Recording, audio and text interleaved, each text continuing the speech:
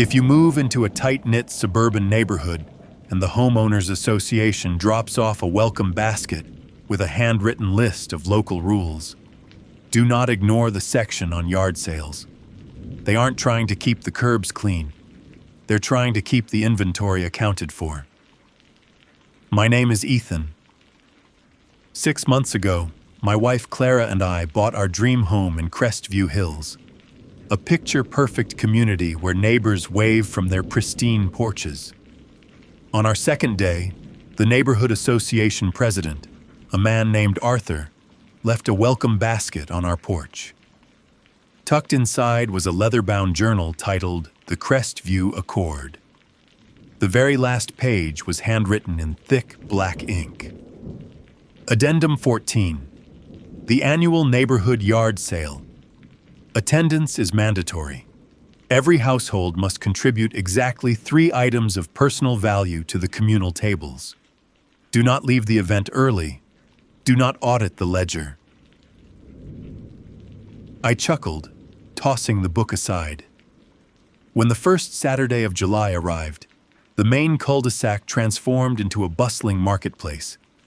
Clara and I brought our 3 items: an old textbook, a digital camera, and a silver-plated serving tray from our wedding.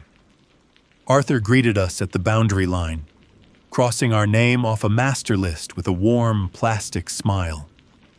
We spent an hour browsing the tables, but around 2 p.m., a strange exhaustion hit me.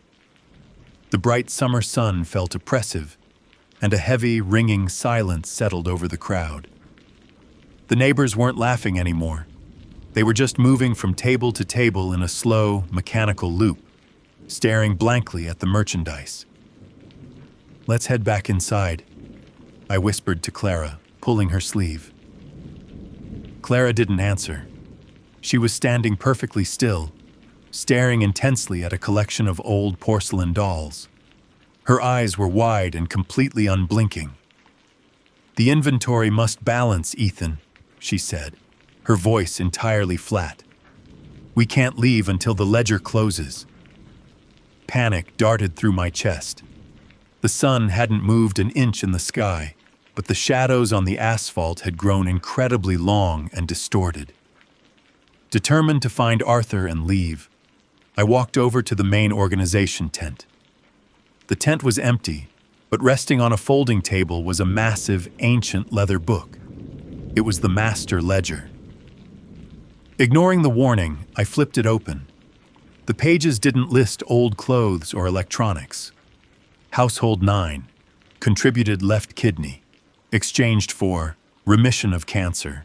Household 22, contributed firstborn daughter, exchanged for corporate promotion. My eyes frantically raced down to the very bottom page, where Arthur's handwriting was still wet on the paper. Household 44, Ethan and Clara, contributed silver wedding tray, exchanged for entry into the perimeter. Current status, overdue for permanent structural integration. A cold shadow fell over the book. I looked up. Arthur was standing on the other side of the table. His warm demeanor was gone. His jaw hung open in a wide, slack expression. Through the fabric of his pristine polo shirt, I could see his chest violently shifting, as if thousands of tiny, jointed legs were moving just beneath his skin. "You audited the ledger, Ethan," Arthur whispered, his voice echoing with a low, metallic distortion. "You can't take back what you brought into the circle." I backed out of the tent, looking desperately for Clara. She was no longer standing at the doll table. She was sitting flat on top of a folding table, her limbs bent at rigid, unnatural 90-degree angles. I watched in horror as her skin rapidly hardened into a solid, glossy shade of silver-plated metal, fusing her directly into the wood. My phone violently vibrated in my pocket. I pulled it out, the screen flashing a deep, bruised purple. A push notification from the neighborhood app slid down across the glass. Bylaw update. Household 44 has been successfully liquidized to pay the neighborhood's temporal tax. Thank you for your contribution. Please prepare for immediate asset reclamation. At that exact microsecond, my own fingers froze.